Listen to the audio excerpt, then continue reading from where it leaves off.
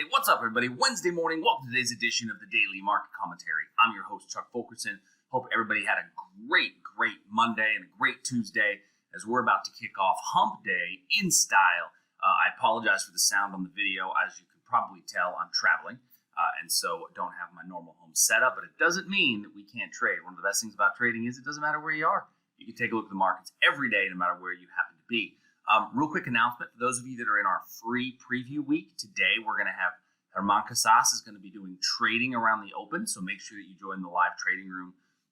That's going to be today from 8 a.m. to 9 a.m. Central, and then also today we're going to have our Wealth Essentials class. So Corey Lane is going to host Wealth Essentials. If you've never seen our Wealth Essentials series, you're going to really enjoy it. We really take a look at what are some positions, and this is a good one to watch because we've actually had a couple of stop outs on some of our positions. So how do we manage those stop outs when those happen? CLOU was one of our positions that hit our stop out price. So what do we do with that? How do we roll the position? How do we change it? So this is going to be a good opportunity to watch that tonight. If you're not part of the free preview week, go to tradersarmy.com. All you have to do is have a free membership, and you can join us in our Wealth Essentials class tonight. Okay.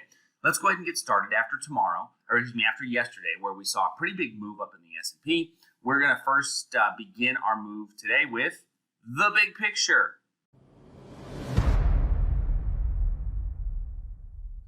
So looking at the big picture, we're going to start with the S&P. And yesterday, like we talked about, was a really nice rally up in the S&P in general. Now, we had, and remember, we leave our lines on the charts, so I'll explain what these positions that we have here are.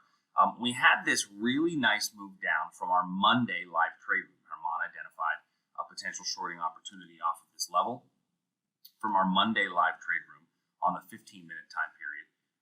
We then saw a bit of a reversal opportunity up here in the hourly chart that just didn't hold. Yesterday, that went right through as we had a pretty strong movement. Now, on a 4-hour time period, as we take a look at this, we can see that we are actually gaining a fair amount of momentum strength back up. Now, this morning we are basically flat. We're up 2 points this morning, basically in a flat position. If I put our zigzag indicator on here, you will see that according to our zigzag indicator, we have higher swing highs and higher swing lows, telling me that it's okay to be a buyer. When I move this to the 1-hour chart, take a look at what our 1-hour chart looks like, we can certainly see, we can certainly see that there is some strength that has definitely been built. Now, overnight, that strength was unable to contain itself. We sold off yesterday afternoon, and we were unable to really maintain that upward mobility. So what does it look like for today? Well, we bounced off of this little wick over wick, and in bouncing off of this little wick over wick area in the overnight, right there about midnight, we saw price move away, but we were unable to create a new high. So being unable to create a new high kind of puts us in a bit of a conundrum, right? We're a bit of a conundrum because by being unable to create a new high, it means that I don't have the strength that I really need to have in order to continue this upward momentum. Matter of fact, let's take a look at our momentum indicator real quick. And if I pull up this momentum indicator, we are looking at right here. So look at this on the hourly chart. Swing high correlates to this swing high in momentum. Swing high correlates to this swing high in momentum. And then this swing high correlates to this swing high in momentum. So we're seeing that my swing highs are significantly higher. My swing lows are a bit lower or equal to one another. So with that momentum shift and the inability to put in a new high overnight, what it tells me is that I really need to be cautious on any longs that I decide I want to take. So if I look at this hourly chart and I say, okay, where's my next clean long? And I look at current price, I look down to the left to the origin of a strong rally. Well, this is a retest off of this wick over wick area here. Theoretically, we may get a bounce off of the pivot level. This pivot level itself could still hold. But when I go lower, I mean, I've got no clear cut demand areas that excite me until down here, which is the level that we'd had identified a couple of days ago. We're going to maintain that as our clear-cut demand area. So how do I play it? Well, you could theoretically look for a breakdown below here. Now, I call it a breakdown because it has to have basing. We have to have basing inside of this region in order for us to truly have an opportunity for a short.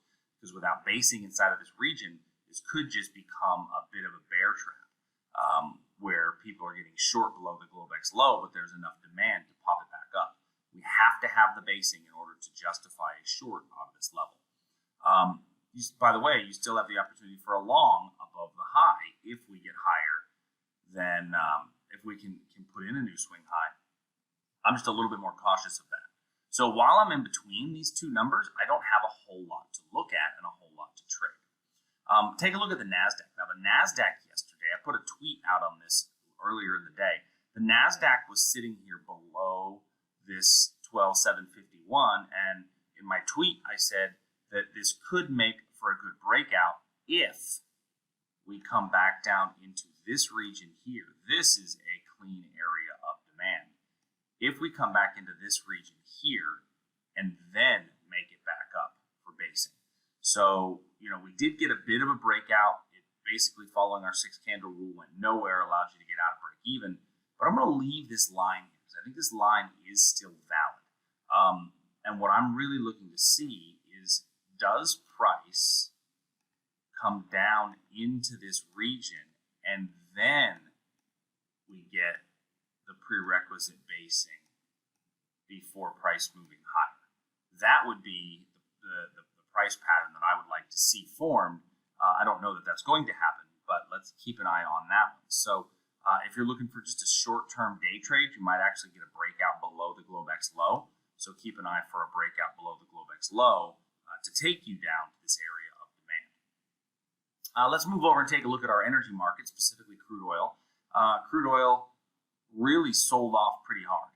We came close to an entry and then moved away. So anytime you come close to an entry and then move away, you have to consider that the new entry a confirmation entry.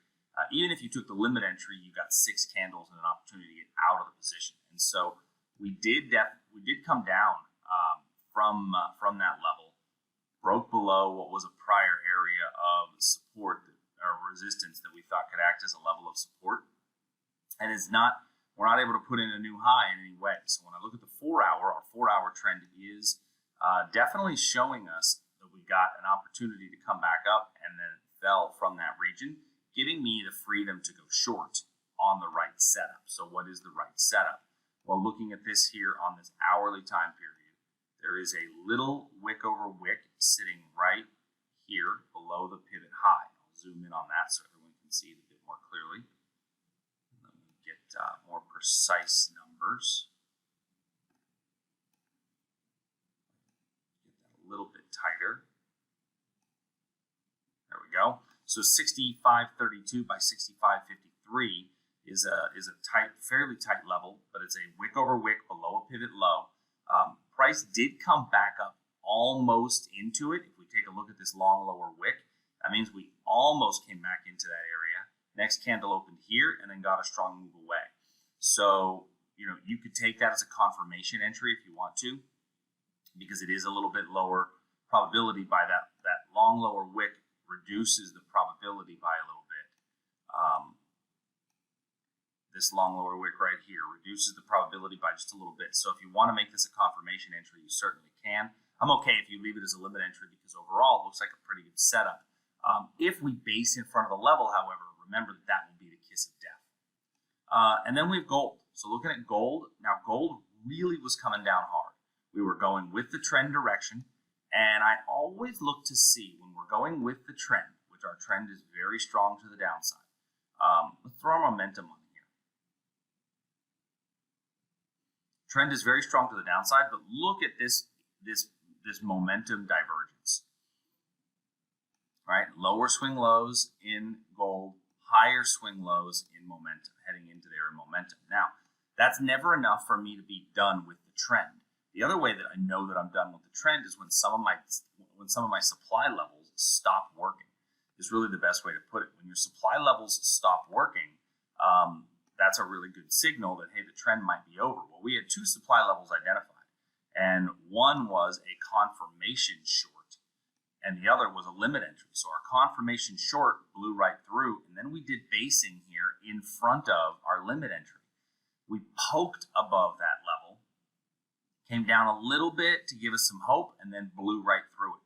Now, that doesn't mean by any stretch of the semblance of the imagination that that we are straight bulls, right? I do still need to show some reasons to go bullish, but it does set up for a good breakout opportunity where we have the Globex high in here as well as a level that we had touched in the past.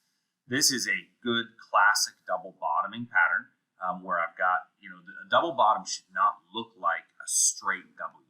A double bottom should look a little bit like a drunk W. And where I've got one side higher than the other, and that's exactly what we have here. So if we get a bit more basing in here, I would actually remove that area of supply that's above me, because I think that supply area is not going to be strong enough to stop price, and I would really look for price to make it back up to about 1750. So I think that could be a decent area of opportunity if price comes back up. Now, once again, we're being a little bit counter trend. So just know that there is a little bit lower probability. So those are our big four markets.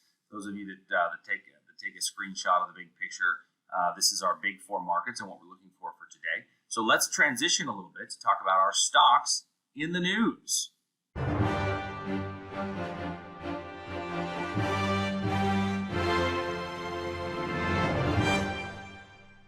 So stocks in the news today, we're going to talk about Peloton. Peloton was in the news. I saw it in a number of places, right? Is Peloton, is there technical evidence to go long Peloton? Why Peloton stocks soared today? And they outperformed the market overall. So what are we looking for and what happened in Peloton? Well, Peloton yesterday announced that they were going to have, the stock price was up 14% after announcing that the fitness maker was expanding into Australia, which is pretty big because it then opens up Peloton to the Asian market. That they're hoping that this will be their foray and their entree into the Asian market. So let's look at the stock of Peloton, PTON, and let's see for our decisions what the market kind of tells us about this. So looking at Peloton, we can see that Peloton was a big beneficiary of COVID, right? From the lows of COVID at 17 all the way up to 171, Peloton just took a meteoric rise higher. Fundamentally, don't know that there's enough valuation to have it as a $171 stock. I think that's probably a little bit of a high valuation. And since then, we've come back down and gotten as low as 94, right? We got as low as 94. And yesterday, the stock soared. This was they call it stock soaring. But it went up about $14 a share. It was a really nice big move up. But in the grand scheme of things, I don't see that it had that much of an impact. I do want to take a look at the volume with Peloton. And when I take a look at the volume that was included, what I don't see is a huge rise in volume. Matter of fact, as prices are going up, I'm seeing volume come down a bit. Now, what is down? It's down from 15 million shares a couple of days ago to 10 million shares yesterday on the big move up. Now, if we saw yesterday's large move up in price coupled with a spike in volume, then I would be very interested to see what happened. But we didn't see that. We didn't see a big spike in volume. We actually saw a decrease in volume. So what that tells me is there may not have been enough buyers for this move to have a really long-lasting impact. So what I'm going to look for is, now by the way, I think that the best setup is a reversal candlestick pattern here or here, and on these kind of a swing trade, I'm not going to be getting short until I get a reversal candlestick pattern, and I will get short after that. Right? So what do I mean by that? Well, this is a great example of that. If I look at this, if I look at this doji right here, oops, I got my arrow turned the wrong way. If I look at that doji right next to my arrow, which is facing the wrong direction, there we go, that's better. And of course, I got the wrong one. Well, if I look at that doji, that is a reversal candlestick pattern, right? There's a pop-up reversal pattern, and then you get low below that candle's low. And you saw the price moved away from there very well. And you keep your stop above that candle's high. So what I will look for is, are we going to get some sort of a reversal candle in these two areas? Now, 120 is also a whole round number. And we bounced right here, right off of 94. Let's see if we rally up to 120. Now, by the way, that would be a really nice move up from the low. If we look at the move up from the low over the last few days, the stock has moved up 23% just in the last 3 days. Might that have been a bit of a short covering rally, or a slowly, or just a really short-term opportunity for some institutional investors to gather a little bit of money after a reversal candlestick pattern, which is exactly what we had here. We had a dragonfly doji where price came all the way down to here, gave you an opportunity to get long above this candle's high, and your stock could be right in there. So what a lot of people are saying is that if you look at all those articles I pointed out, they're saying that this is an opportunity to buy Peloton. And it's an opportunity to buy Peloton because the stock's been hammered down pretty good, and it's a good value. I don't know that I agree with that. And the reason I don't know that I agree with that is because my weekly chart is, I've got some selling pressure on this weekly chart, but I still want to go. I'm using the daily as my main trend identifier. And I also see that my zones are on the daily. If you really want to go smaller, you can look at the hourly chart and tighten it up into these little zones. I would say that if we get lower than, if I look at yesterday, we rallied up for the first hour, but it went up with the market. And so if we get lower than about 112, I'd be okay with somebody getting short a bit prematurely. Now, it looks like our pre-market trading, we're trading, looks like 110 by 116. So we've got a pretty wide pre-market range, but it looks like we're going to open up down just a little bit. If we gap down and your first candles are down, I think you've got an opportunity for a bit of a gap to trade down, and it could even become a bit of a gap and go scenario where price, I think, can continue to drop. Now, where do I think it can drop to? Well, I think you could easily justify price getting back down, on a longer term scale. I think you can definitely, see that price could make it down to 75. I think 75 would be a realistic possibility. When I look at the weekly chart, we are sitting at a bit of a support line right here. And so if we get below there, I think your next level of support comes in right in this area. So I'm looking at Peloton as a potential. You could do a bear put spread. If I put my, let me throw my daily chart back up, and then we'll look at our volatility for those of you that trade options. And if you don't trade options, why the heck not? Looking at our implied volatility, we are in the lower portion of our range for our options position. So you could buy a put, or you could just do the bear put spread off of this level. Remember, it has to be coupled with a reversal candlestick pattern. That is also going to be the key. So I don't know that we're going to get an opportunity today, but keep it on your radar screen. We're building a bit of a watch list with our stocks of the day. So hopefully this is something that you guys find useful. So that's all I have for today, everybody. I hope you guys have a phenomenal day. And until tomorrow, I'll talk to you soon. See ya. Hey, thanks for joining us. If you like what we do, please make sure you hit that subscribe button. It's the only way the computers know that you're actually alive and really care. And go to tradersarmy.com today to learn a bit more. And if you want to see some of our other videos, click here in the box.